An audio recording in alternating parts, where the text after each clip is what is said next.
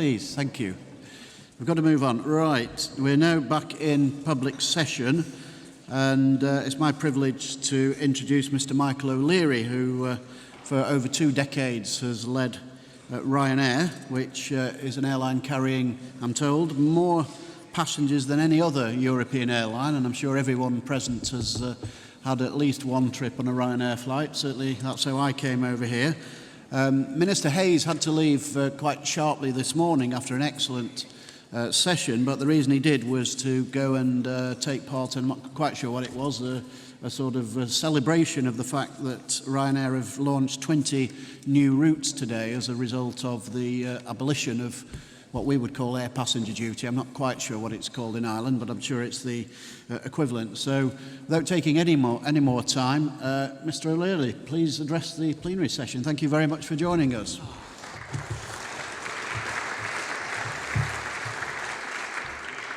Ladies and gentlemen, it's a great pleasure to be here in such august company.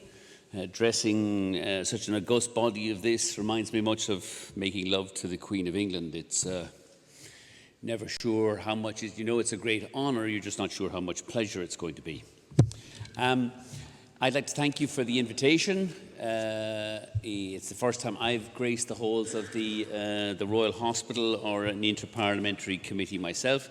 And I've been asked to give you a quick 15 minutes on Ryanair. Ryanair, which is now the world's favourite airline, carrying this year 81.5 million international passengers. And we also have grown over the years to become the largest airline in Ireland, but also the largest airline in the UK as well. And so I think it's somewhat appropriate that I may have some commentary on what we can do, or what we would ask the parliamentarians of the United Kingdom and Ireland in particular to try to stimulate tourism and to create jobs here in the UK and in Ireland. Because at a time of recession, one of the key industries that can create particularly entry-level jobs is tourism. Most of us got our first job in a bar, in a hotel, in a restaurant. Most of our children, our grandchildren, will get their first jobs in those industries. And it is striking the extent to which, as you look around Europe in the last 10 or certainly the last 5 years, as all of the European economies have fallen into fiscal crisis, the instinctive response of many European governments have been to follow the mindlessly insane policy of the UK government and tax tourists. We call APD, they call it APD in the UK, Airport Passenger Duty. Here we call it what it is, it's called a passenger tax. It was a mindlessly stupid policy followed by an Irish government about some 5 years ago.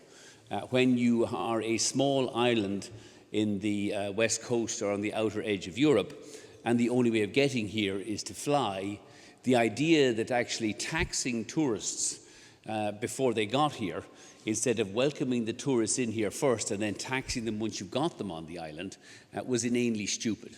But then it followed a number of equally stupid fiscal measures followed by that government 5 or 6 years ago.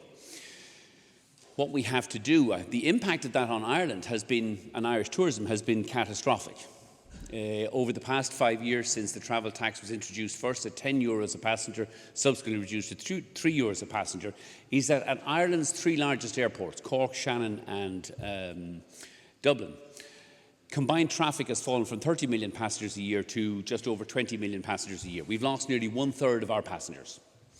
The typical analysis that came out of government circles, well, to be fair, the Department of Finance was, it doesn't really matter. People don't mind, Asher, it's only a couple of quid. People don't mind paying a couple of quid. If people didn't mind paying a couple of quid, I would have had that couple of quid out of those passengers long before somebody in the Department of Finance in this country woke up to the possibility that people didn't mind paying an extra couple of quid. They do. The travel tax, APD, first introduced in the UK, visitor numbers to the UK are down 20% in the last 10 years. As the UK drives up air passenger duty. To be fair to the UK, it's a very large economy. It has a very large domestic passenger volumes. But at least in the UK, people have a choice. You can be ripped off at very high train fares. You can spend all day driving around the motorworks of the UK if you want to truly travel around the UK. In Ireland, we don't have a domestic air industry. The country's too small. We have, to be fair to the last government, invested heroically in dramatically improving roadways and motorways so that we actually have a terrific motorway system now. But tourism has suffered dramatically in Ireland in the last 5 years under the problem or the penal travel tax. I do want to recognise the dramatic work of the current government and to compliment Enda Kenny and Michael Noonan in particular, who took the very brave decision, firstly, to reduce the travel tax from €10 to €3 per passenger, which at least ameliorated some of the damage that had already been done.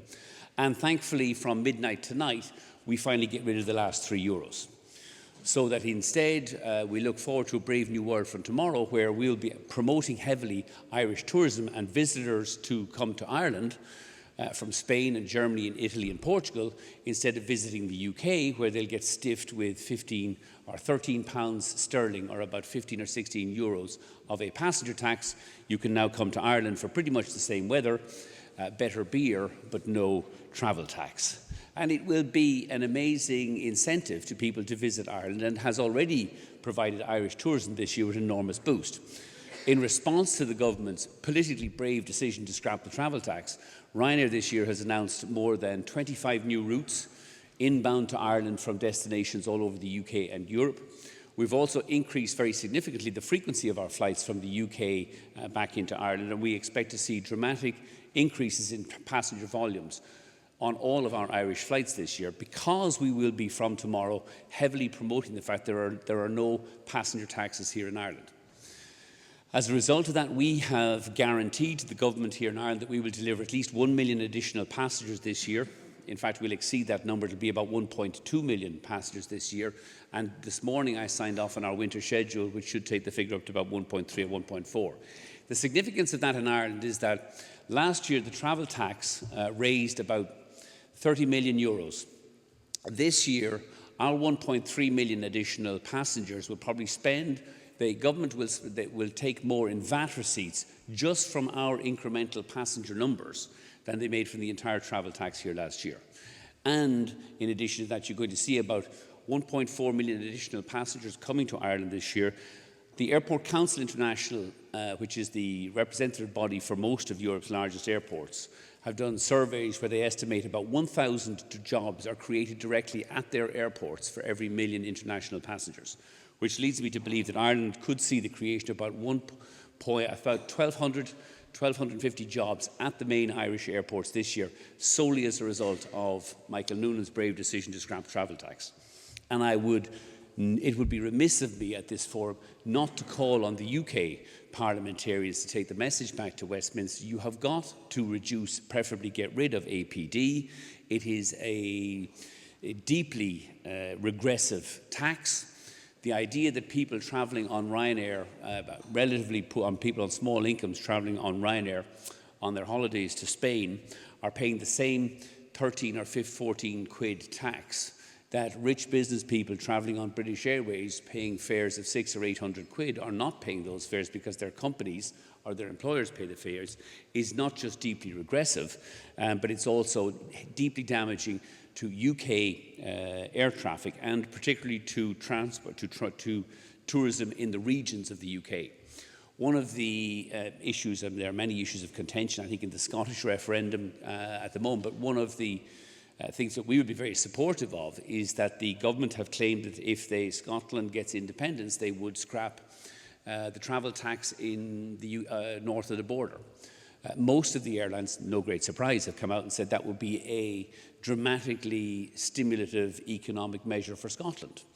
There's no reason we don't take any sides as to whether that would be, that should take place as a result either of an independent Scotland or Scotland being remaining part of the United Kingdom. But certainly the regions, Scotland in particular, Northern Ireland has suffered dramatically as a result of the impact of those APDs on traffic numbers, both on domestic flights and on international flights. We would like to return. We originally flew from Belfast City Airport for a number of years, had some success up there. Our difficulty with Belfast was that the runway is too short at Belfast City for our fully laden 737-800s. We were promised for 3 years that we would have a runway extension at Belfast City, and after 3 years we eventually gave up waiting and closed the base in Belfast City. We would go back to Belfast City if there was a runway extension, or to Aldergrove, but only when there's some kind of easement in those passenger taxes, because they have a deeply damaging effect, particularly on air travel and particularly on price-sensitive air travel. Today, however, should not be all about the APD, although again I want to commend the visionary leadership of the Irish parliamentarians in getting rid of APD, call on the UK parliamentarians to follow suit and see a dramatic rise in visitor numbers to the UK and also in job creation, particularly in tourism and in the UK regions.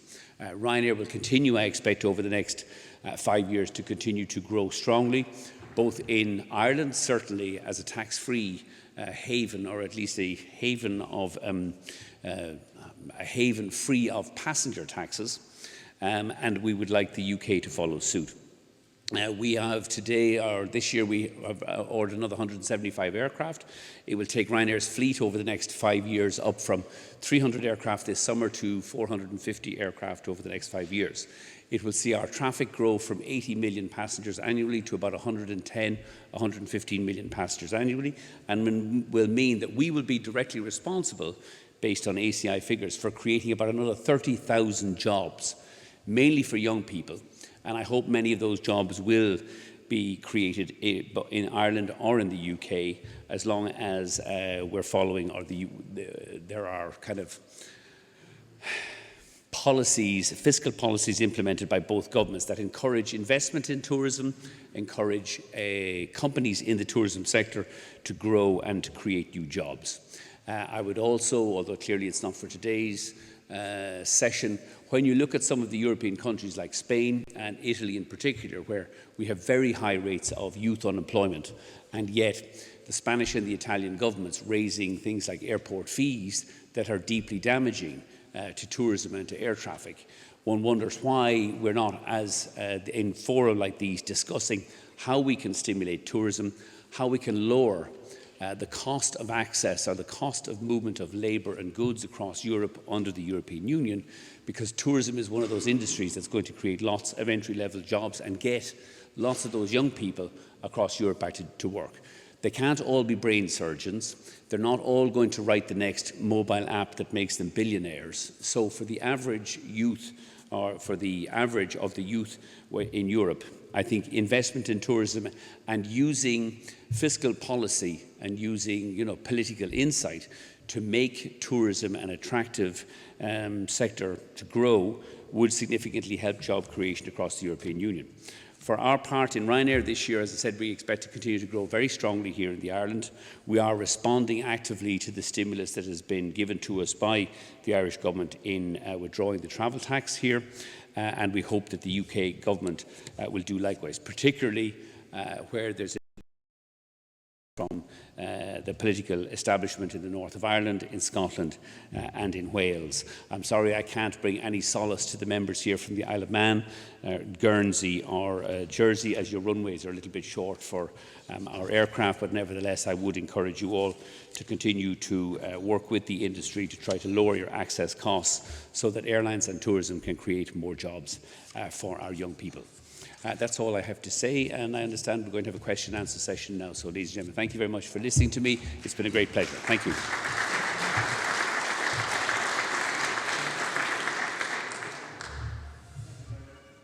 Thank you very much. And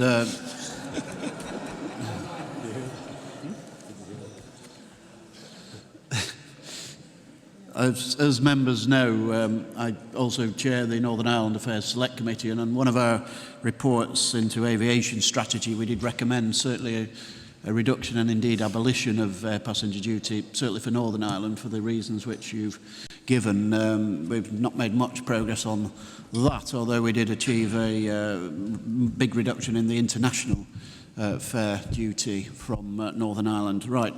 Lord Dubs. Thank you very much, and thank you, Michael O'Leary, for being here. You've made your pitch to us. Can I make a pitch to you? Tomorrow we're debating a motion on dementia-friendly travel. And that is really to help people with dementia find it easier to travel, particularly people from Ireland to Britain and vice versa. And I wonder whether your airline would consider moving towards providing a dementia-friendly service. The British government, I don't normally praise them publicly, but the British government is actually announcing a significant acceleration in the drive to encourage British businesses to become dementia-friendly. And I wonder whether Ryanair would join other airlines in being part of that initiative. Okay, we'll take 3 or 4 at once. Oliver. Thank you very much indeed for coming to speak to us. And I want to do a deal with you. I represent Plymouth, and in 2020 we will be commemorating 400 years of Mayflower leaving Plymouth in order to go and find the American colonies. Currently, we've got an airport which isn't being used at all, and there is a big campaign to try and get it back into use again. And I'm very willing to take you to go and see the Chancellor of the Exchequer to see whether or not he might be willing to give you an air passenger duty holiday if you would actually be willing to consider using Plymouth Airport in order to fly in to bring in what I hope is going to be a magnificently big event come 2020 to commemorate the Mayflower leaving Plymouth to, as I say, found the American colonies, if you're interested. Okay, thank you. Jim Sheridan.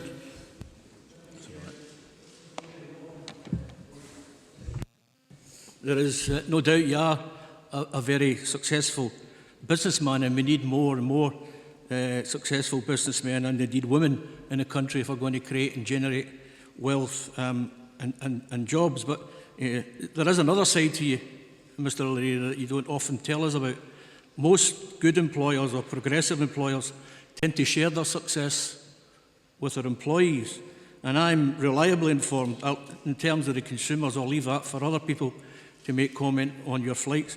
But I've been reliably informed, for instance, that you are vehemently against any trade union recognition in your company, and you actively campaign to deny your employees the opportunity to join the trade union and have that trade union recognised, which in the UK is certainly their democratic right. They're also concerned about you asking your employees to pay for their own uniforms. You have probably the lowest hourly pay rates in the aviation history. But more importantly, there are serious health and safety issues regarding your company.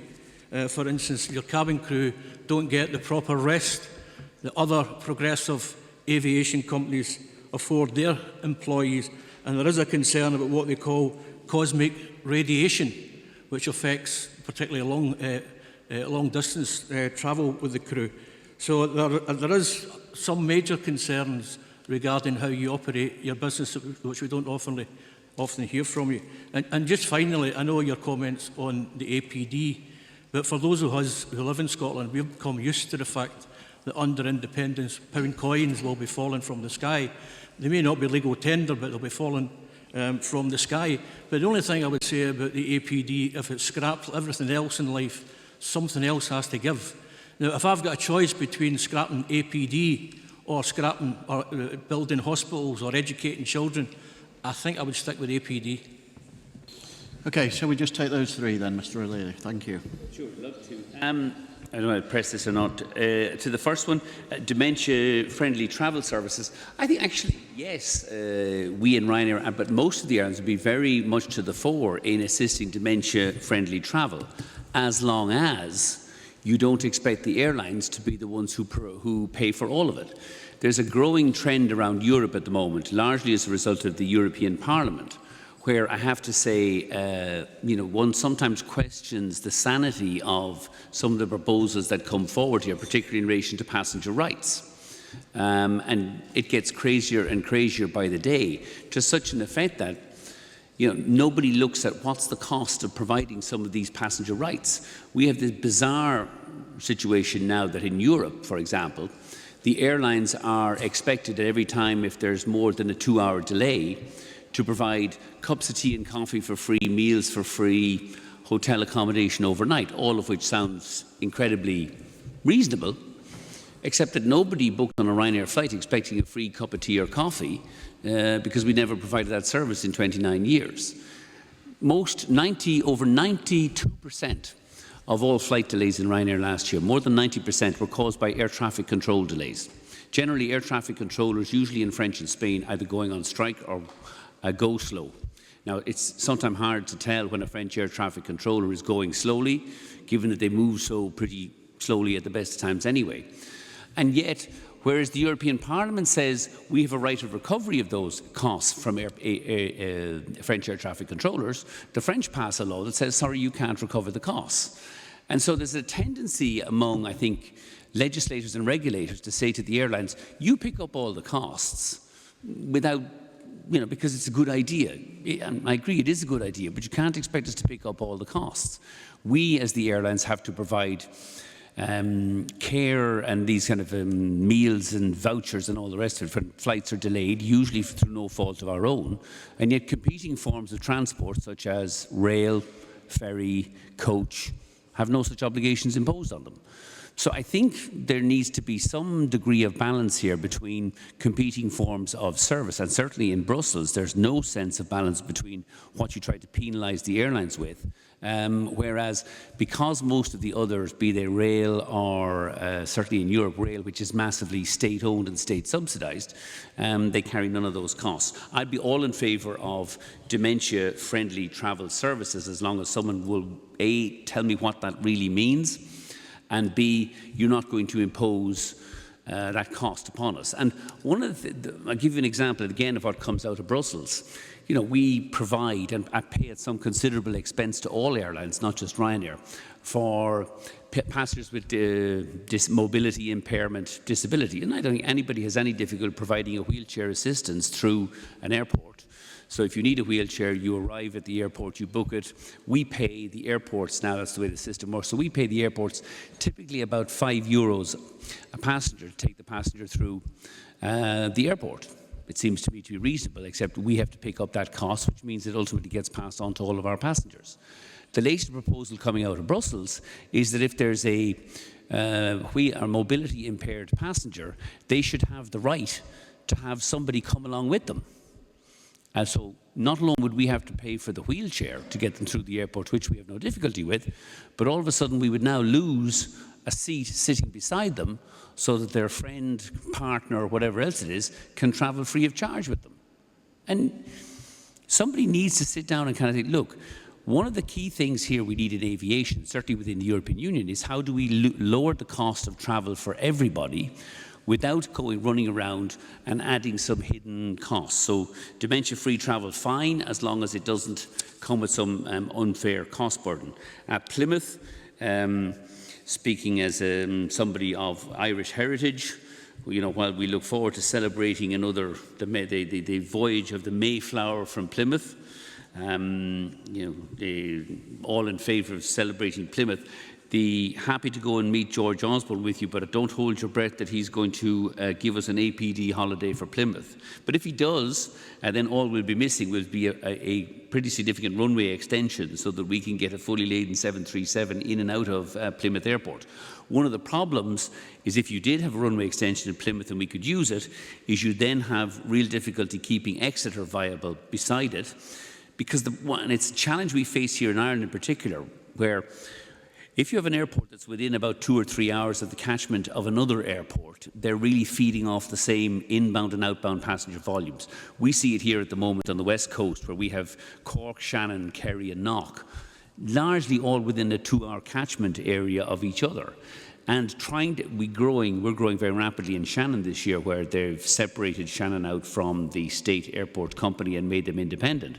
But as Shannon has very sensibly decided to lower their costs in order to stimulate growth, that puts real downward pressure on traffic numbers at the outer-lying airports like Knock and Kerry, and to a lesser extent Cork as well. So I'm all in favour of celebrating Plymouth and the Mayflower.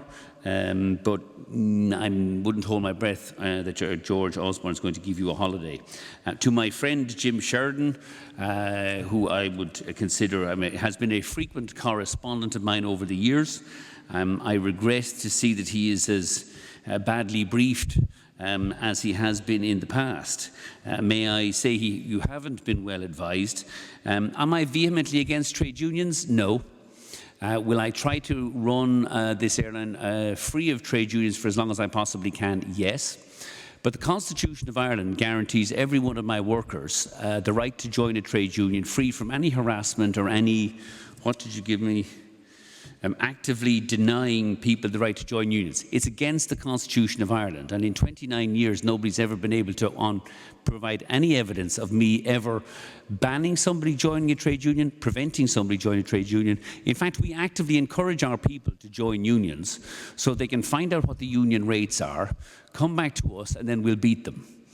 Now, what we do in Ryanair is we tend to pay more than the union rates, but we expect far more productivity out of them than you'd get at your average union-run, failing flag carrier airline. And to be fair, most of our people, we employ 9,500 people this year, have enough cop on to work out, actually. If he'll pay me more to negotiate directly with him than I'll get within the unionised environment, then that's a good deal. And that's the way we operate. It's an impossibility in a Western democracy here in Europe to somehow bully or prevent 9,500 people either A, joining unions, although it would be illegal, or B, being represented by unions if that's what the majority of them choose to do.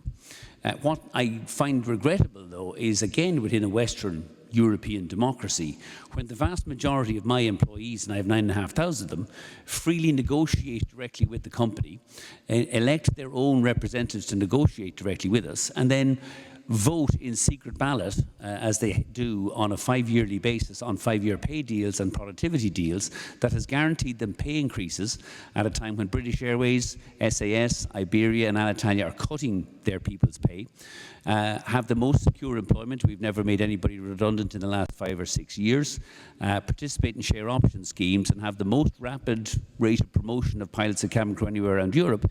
The only people who condemn the success of that formula is, funnily enough, the trade unions. Now, I can understand why the trade unions would, find that a kind of pretty unappetizing strategy when it's blatantly successful.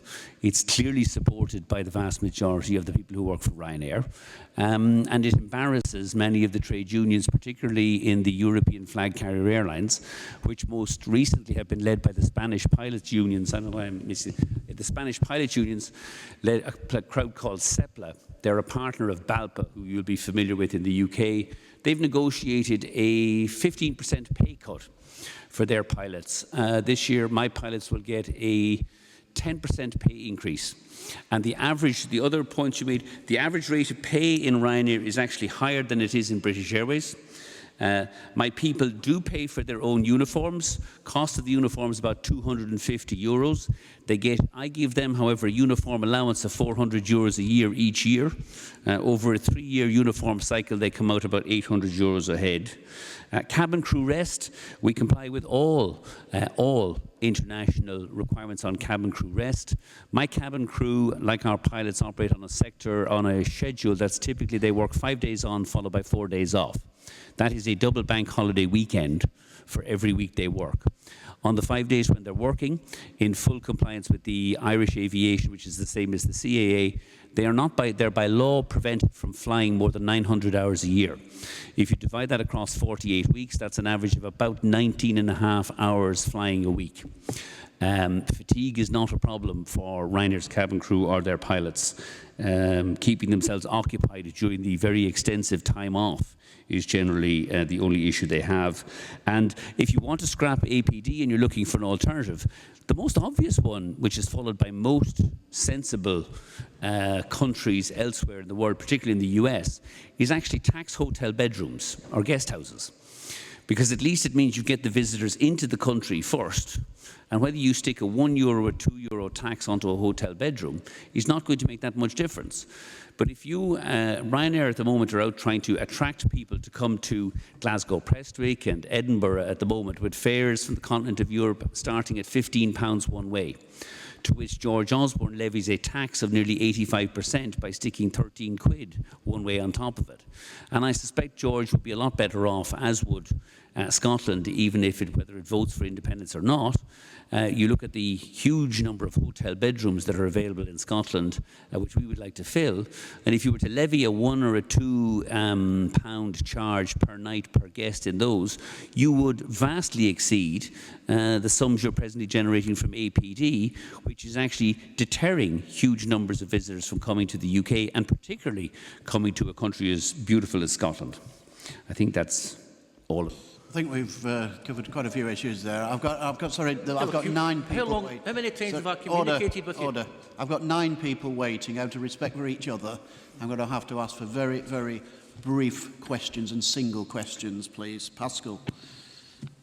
I'm sorry that I'm going to fall under that rule, so I'm going to just breach it slightly. Can I say that I'm an unashamed fan of Ryanair, because I'm old enough to remember when there was a cartel operating across the Irish Sea. As a young emigrant, I couldn't afford to travel by air. I had to take a boat.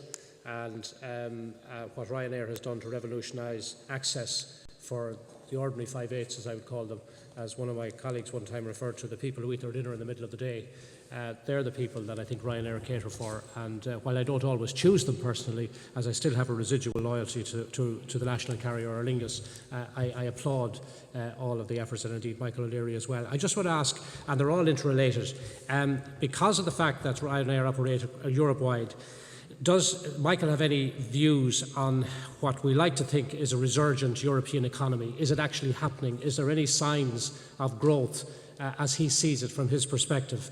Also, in the context of the funding of the new generation of airplanes, which you're about to purchase, which I think will be one of the biggest orders that Boeing have ever had. I understand that you're going looking for money. Will you be allowing the public to access through a rights issue, or how is it going to be done, or is that private information at this stage? It's just that I encouraged one of my young lads to put some of his money into Ryanair shares, so I'd like to see whether he's going to be able to gain some benefit, and in that context, will there be a dividend paid? And finally, because I had other questions, but taking account of the Chairman's restrictors in this regard, do you have any tips for the Grand National coming out of Gigginstown? Thank you. Okay, Arthur Spring, please. Thank you very much. A couple of short points and questions. First of all, it's policy within Ryanair at the moment that in order to travel between the UK and Ireland, you need to have a passport. 80% of the UK have passports, 70% of the population of Ireland have passports. Are you not excluding a large part of the market there? And people that wouldn't have passports, I would imagine, would be of the demographic, which wouldn't be marketing group A, B. Can we do more for those to begin with? I know that Aer Lingus will allow a driving licence, for example. Then in relation to regional development, I suppose we're looking for tourism as part of my analogy of TEM, tourism, energy, agribusiness, microenterprise for regions. How can we get regional airports on this island attracting more frequent and more lucrative adventure holiday makers? I suppose what we're trying to do is you have access to large numbers of people in the critical areas. I think within 1 hour's drive of airports that fly into Kerry, there are 36.5 million people living. Yet we don't see an all-around season, and we don't see an awful lot of tourists. One of the reasons I believe is because it's adventure-based, activity-based holidays. That's golf equipment, that's surfboards, that's shooting, fishing equipment. And could you look at doing something for those people? Because I think it's key to this environment. They're probably will spend more money than the bus tour people around the country. Then the next thing is... Can we be quick, please? Yeah. I did request one question. I think this is probably the third or fourth. This is the third one. You're looking at the face of Ryanair going to the institutional investors at the moment, and you're saying that you're becoming a friendly airline. You've been the face of a hard-ass airline, so to speak, for a long time. How are you going to go back to the market after 20 years and say, we're a friendly airline, we've got soft hands, and we're going to look after you, and will people believe that? Thanks. Okay, we'll see if Stephen Roden can count a little bit better. One question, please. Stephen. In your presentation, you refer to the constraints in providing a service to the Isle of Man, Jersey and Guernsey. I just wondered what those constraints might be when in the Isle of Man we've spent recently about 3 million extending our runways, and we have an open skies policy with no regulation.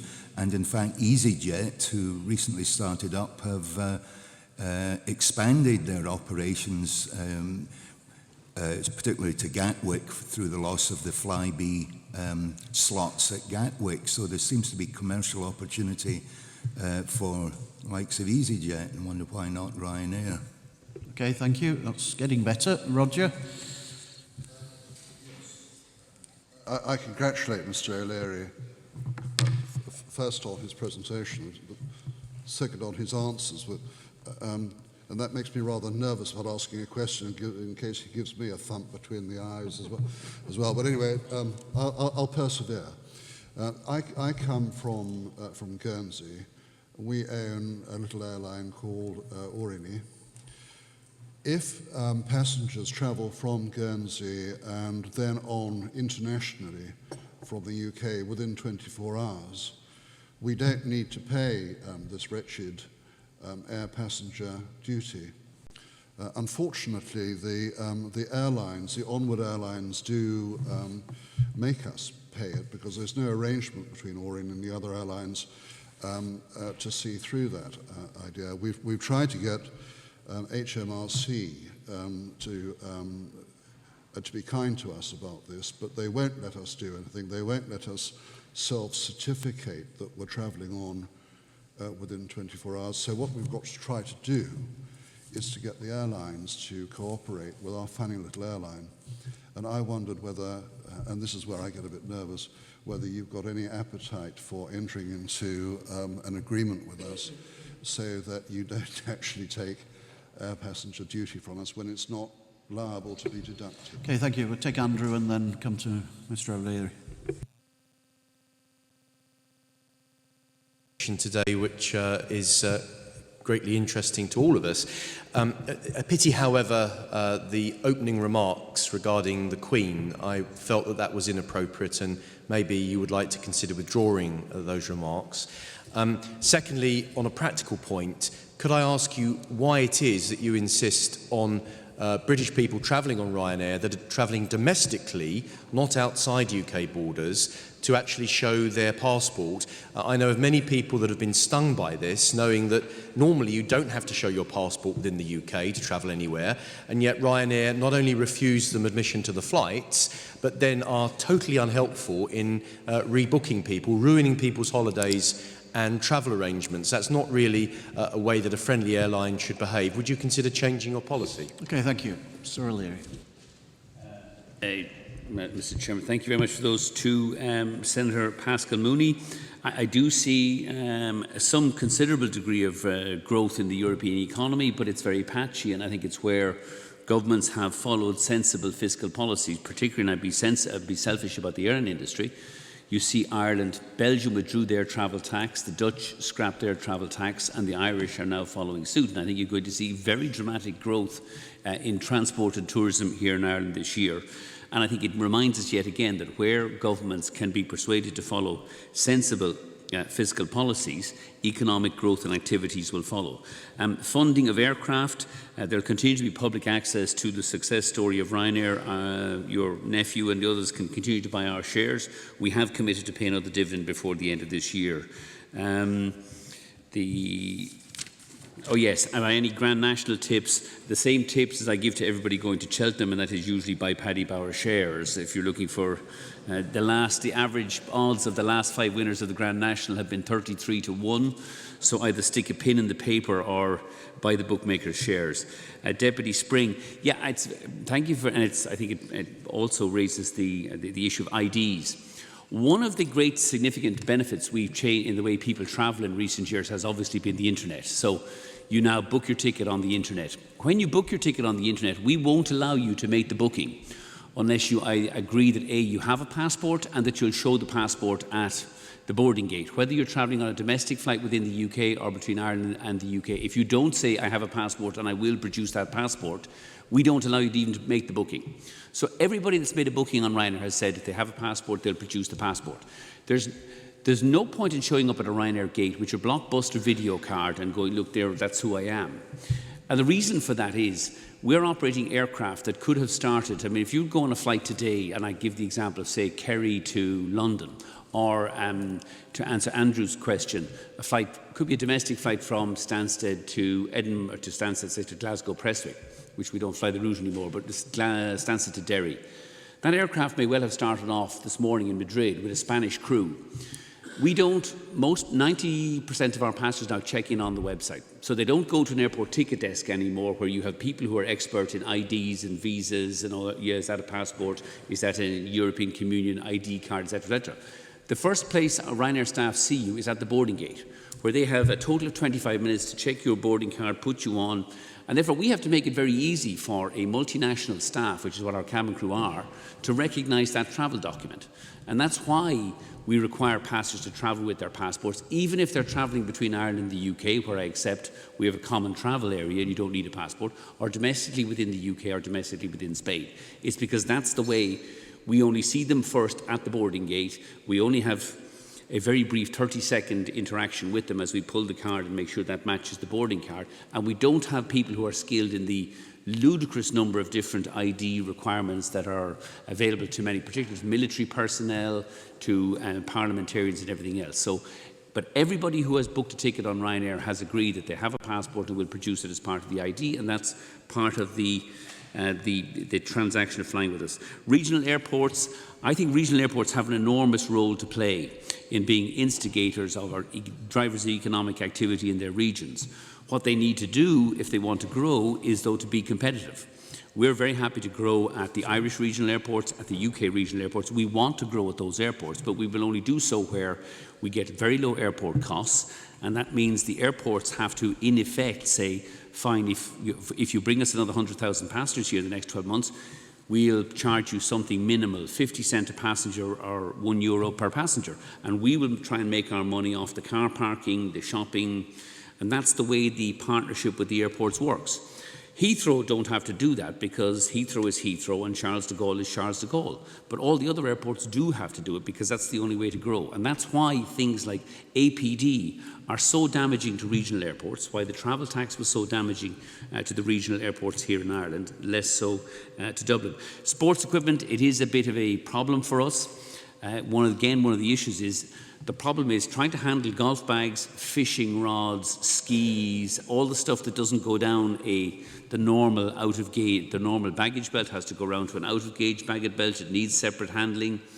It simply becomes far too expensive for us to do it, which is why, but lots of the activity holidays now, I actually was down at Faro last Thursday doing a press conference, and as you come through Faro Airport, Paul McGinley has set up a business renting the latest sets of tailor-made golf clubs to passengers, largely from Ireland and the UK, who no longer bring their own golf clubs with them because we charge them more for the set of golf clubs than we do for the ticket price itself. Industry has a way of coping with those things, and you get innovative solutions like that. And how will I become the friendly airline? We've always been the friendly airline. The great thing about Ryanair is the most friendly thing you can do for passengers is not rip them off with high fares and fuel surcharges, which is what so many of the high fare flag carriers have been doing for many years. So I argue I've always been friendly, just a little bit misunderstood. To Stephen on the Isle of Man.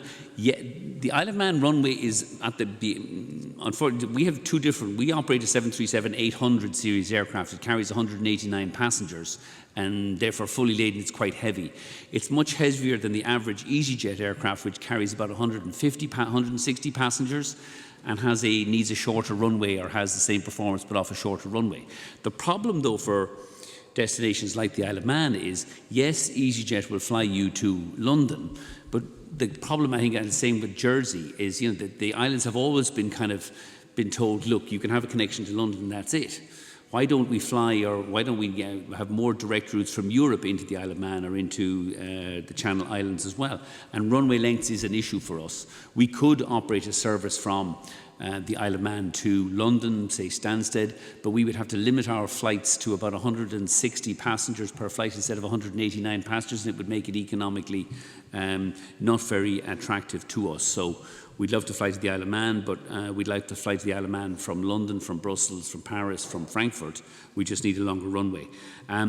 Same issue applies to Mr. Perrott in Guernsey, an island I'm very familiar with, as my sister lives out of the Channel Islands. Again, would love to fly direct to Guernsey, but the runway length is a kind of prohibitor for us. The problem for Arini, and this kind of, again, it's one of the examples of this crazy thing with APD, is that people making connections don't pay the 2 APDs. Most people making connections are flying on British Airways across Heathrow, which is the most expensive way of flying to and from the UK. So you're subsidising the richest people while penalising the more economically, or the more price-sensitive passengers who would fly directly to Guernsey if there was either A, no APD, and B, you had a longer runway. The future for the Isle of Man, for Guernsey, for Jersey, and for the islands is longer runway, although admittedly that's expensive, and then how do we stimulate more direct flights to bring inbound visitors directly to Guernsey or the Channel Islands. Visitors will never come to the Channel Islands by connecting through Heathrow. Most people who've connected through Heathrow know it's a nightmare. Whilst Guernsey is wonderful and Jersey is a delightful place to visit, stopping off in Heathrow on your way there or going back through Heathrow is the thing that really limits the tourism, at least direct flights to and from Jersey. To Mr. Rossingdale, yes, I happily apologise for my opening remarks. It's always hard to judge the room. That normally is a joke that works quite well. I thought it mightn't work well here. I didn't mean to convey any discourtesy, and I apologise if I did. Again, I come back to the passport on IDs. One of the problems, as I think I've explained in my reply to Arthur Spring, is the boy taking your flight on your domestic flight within the UK may have started off in Italy this morning. She's Italian. She's never seen some other card, but she's pretty familiar with passports and I think it's the European Union ID cards for some of the Schengen countries. And when you're travelling across, as we do on a daily basis, 36 countries, 185 different airports, it has to be a very simple and efficient passenger ID transaction, which is why we require all passengers to produce a passport, even if they're travelling on those routes where legally we don't require a passport. Okay, thank you. Darren Miller. Thank you, Chair, and thank you for your presentation earlier on, Mr. Leary. Can I just ask you about the situation in Wales? You don't have any passenger routes that fly into Wales. You'll be aware that the Welsh Government recently nationalised Cardiff Airport and are looking to develop new routes. It may also interest you to know that there has been some suggestion by a commission which was established by the UK government that air passenger duty should be devolved to Wales to provide an opportunity for reductions or the abolition of the duty in the future as a means to improve and increase transport opportunities that might be presented to our economy. We've got a very good runway indeed in Cardiff, and there is capacity at that airport to be able to develop new routes in and out. And I just wonder what discussions you are having, intend to have, or may have in the future with the Welsh Government, and also whether you are contributing to the debate on devolution in Wales. You already have, of course, in respect of other parts of the United Kingdom, but whether you might want to contribute, particularly in terms of the air passenger duty suggestion, given that there is a piece of legislation making its way through Westminster at present, a new Wales bill, which gives an opportunity for that devolution to take place. Okay, thank you. Just before calling the next speaker, can I acknowledge the presence of the Secretary of State for Northern Ireland, Theresa Villiers, and the British Ambassador to Ireland, Dominic Chilcott, and their team. You're very welcome. Thank you for joining us. Next question from Mark Pritchard, please. Mr. O'Leary, can I thank you for your investment in the UK and all the jobs that you've created over many years, and I'm not looking for a legroom upgrade. I've actually never flown in one of your aircraft, but thank you for your investment. And also thank you for apologising for your earlier remarks. Apologising in front of a room full of politicians is never easy and rarely done, so thank you. Can I ask you, if the United Kingdom does vote to leave the European Union in 2017, would that be good or bad for your business? Right, Bob Walter, you probably have something to say on that. Well, I won't answer that particular one. And I was going to start off by saying I'm no great defender of air passenger duty, but I would just say that rich business people flying business class pay double the amount of air passenger duty as those who in economy. But Mr. O'Leary, you talked about when you were talking about APD, you talked about the disadvantages of basically flying from an island or islands off the west coast of Europe. I want to ask you a question about your corporate philosophy going forward. Do you see yourself as an Irish airline that's made good? Do you see yourself as an international airline that just happens to be based in Ireland? Or could you be based somewhere else? Right, now we've got into short questions now. Right, thank you. John Scott. Co-Chair, John Scott representing Prestwick Airport, and now owned by the Scottish Government. And I want to thank you for your commitment to Prestwick Airport in the past, and I hope that will continue in the future. Do you have a vision for the future for Prestwick Airport, and would you consider reintroducing flights between Prestwick and Stansted as it flew previously, with the economy now improving between Scotland and England? And also, would you look again at offering inbound flights to Prestwick as you did hitherto, in addition or instead of the inbound flights to Edinburgh? Thank you. Martin Hayden. Thanks, Chair, and thank Michael for his contribution today. Away from your day job, Michael, can I ask you, as one of the biggest supporters of the racing industry here in Ireland, I'd be interested in your views on how you compare being a racehorse owner in the UK as opposed to being here when you're racing on both sides. I know you're an owner here, but how you find the experience of being an owner on both sides. I ask this question in light of the fact that it's an industry that employs 14,000 people in this country, is worth over €1 billion to our economy, and any viewpoints you would have as we are seriously challenging the breeding and racing industry into the future as to how we can maintain our position as world leaders in that regard, and your view on the state of the industry at present. This gives me the opportunity to remind members that the Cheltenham Racecourse is in my constituency, so a particularly good question. Paul Coughlin. Chairman, I salute you, Michael, on what you've achieved, and I believe you will achieve that friendly image. I think today is a good step on that road. I think, as you say, you've been somewhat maybe misunderstood. But, you know, Michael Noonan says you're an honest man, and I think we're all delighted that you've honoured your word to one another and you're bringing in all those extra numbers. I think it's so important for our economy. But could I ask you briefly on your recapitalisation plans, given all those new aircraft which you're taking on board, and I wish you every success with them. Thank you. Willie Coffey. Thank you very much. Can I thank you for the comments that you made in relation to the Scottish Government's proposals to abolish air passenger duty after independence. And could I ask you, what would you say if any particular government or political party proposed to introduce a tourism tax levy on hotel rooms but keep air passenger duty at the same time? Thank you, and I think we'll have to be the last question. Danny Kinahan. Thank you very much, and may I thank you, Michael, for revolutioning the air traffic world. But what can Aldergrove, which is in my patch, do to tempt you there other than the air passenger duty, and other routes that are blocked by other airlines holding them which aren't used? Okay, thank you. Ladies and gentlemen, thank you very much for the questions. I'll try and answer them, be as brief as the questions that were posed. To Darren Miller, we talk probably twice a year to Cardiff Airport. We would be very keen to go back and fly from Cardiff Airport. We have flown from Cardiff 2 or 3 times in the last 10 or 12 years. What we have pulled out usually is because the airport increased the airport fees. We have gone back, and one of the challenges for Cardiff now is Bristol, which has privatised and is just across the Severn Bridge, is a very competitive airport with very low airport fees. And we have said to Cardiff we'd be very happy to fly there, but your fees will need to be as competitive or more competitive than those of Bristol, and then we would happily grow from Cardiff as well. We have got close to an agreement with them, and then for various reasons it has gone away again.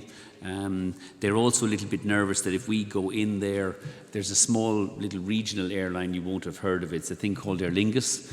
They run a kind of a small turboprop thing in and out of Cardiff on some irregular basis at high prices. And they're slightly nervous that if we go in there, that small regional airline might depart. So really the only block, I mean, there's nothing. I've got to be careful too. I was misreported, and I'm happy to clarify. I was misreported in one of the UK papers, as I believe, as was Willie Walsh. I was asked the question, what I think of the plans put forward by, I think it was the SNP, if Scotland gets independent, would withdrawing travel tax be good for tourism in Scotland? Yes, it would. But I went on to say, if the UK government or George Osborne withdrew or scrapped the tax in Scotland, it would equally be good for. And I think it's very important for Irish people to stay the hell out of devolution debates, either in Scotland or in Wales or anywhere else, because frankly it's none of our business. But I would be very vocal in encouraging regional, whether it's governments or national governments, to withdraw. I mean, to be fair, the Northern Ireland government has had some success with some of the transatlantic stuff, where people are actually driving across the border to come down to Dublin now because they can avoid those taxes. And we need more of that. So I think it's important to be entirely stay out of any devolution debates in Scotland or Wales, because frankly my opinion is irrelevant. But whether it's an independent Scottish government or a UK government that realises the error of its ways and scraps APD, it would be very good for Scottish tourism and the Scottish economy generally. To Mark Pritchard, do I think it would make it worse if the UK leaves the EU? Yes, I do. From a visitor passenger number point of view, but it's not critical.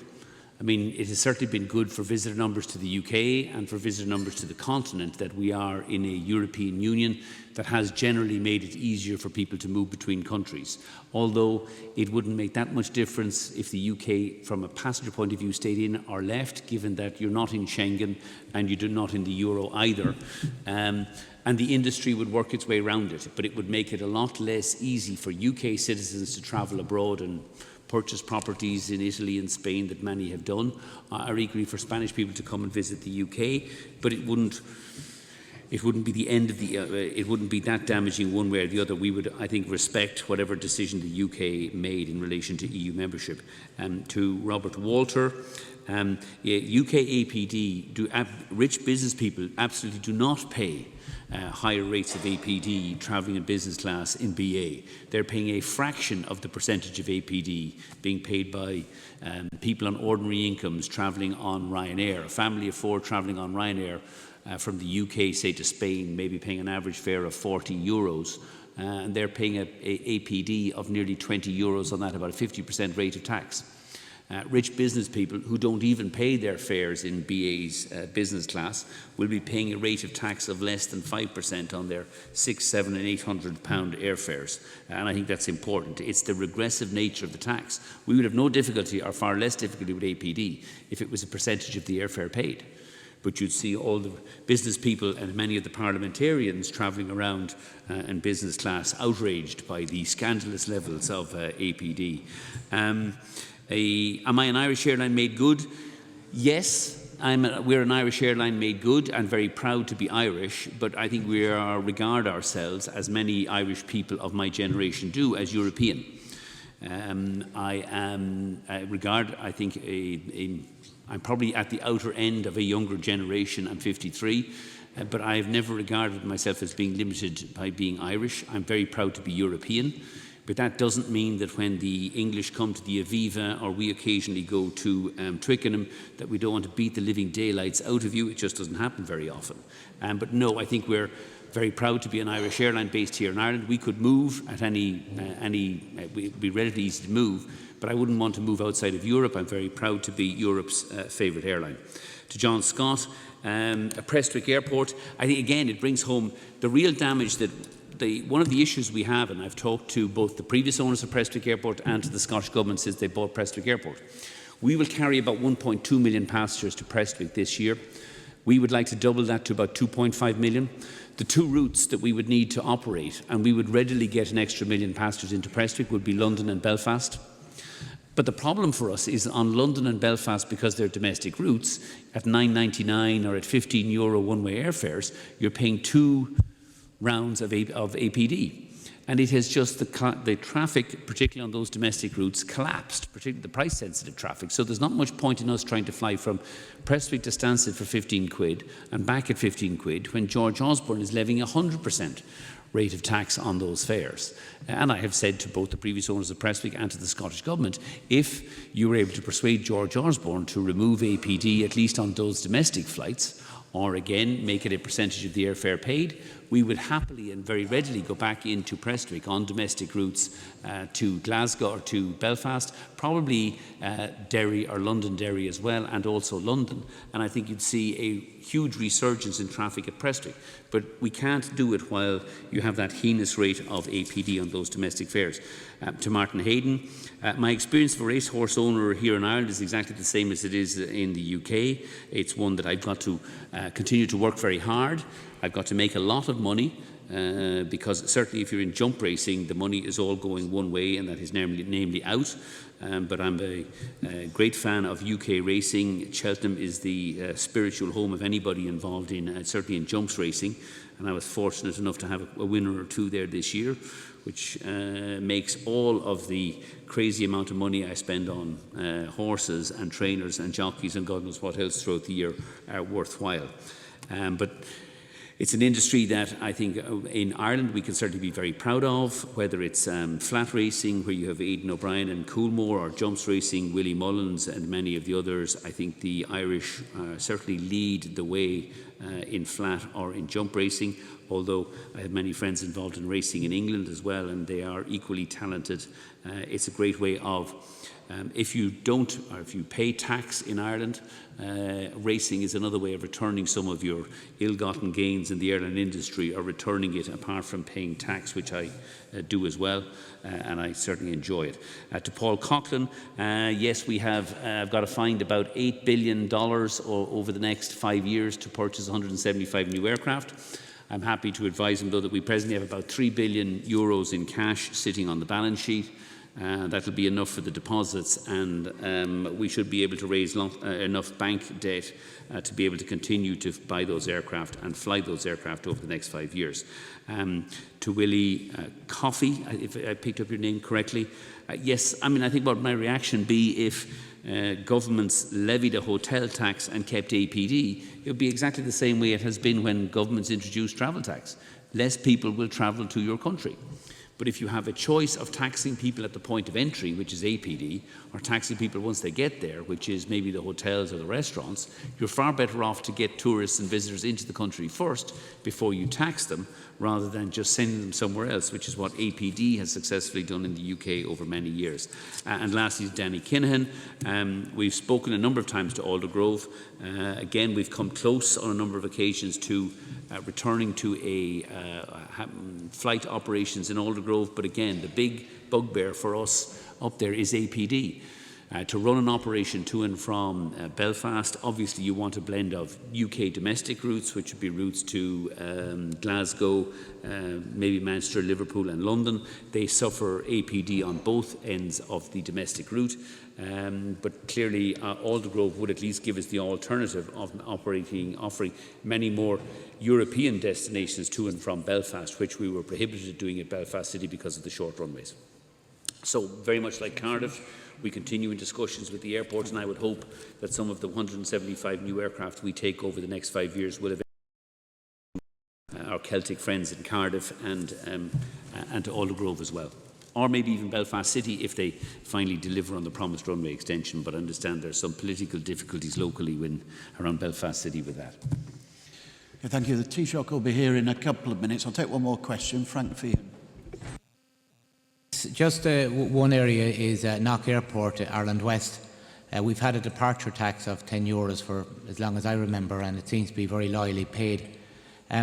What's your views on that regarding regarding the airport?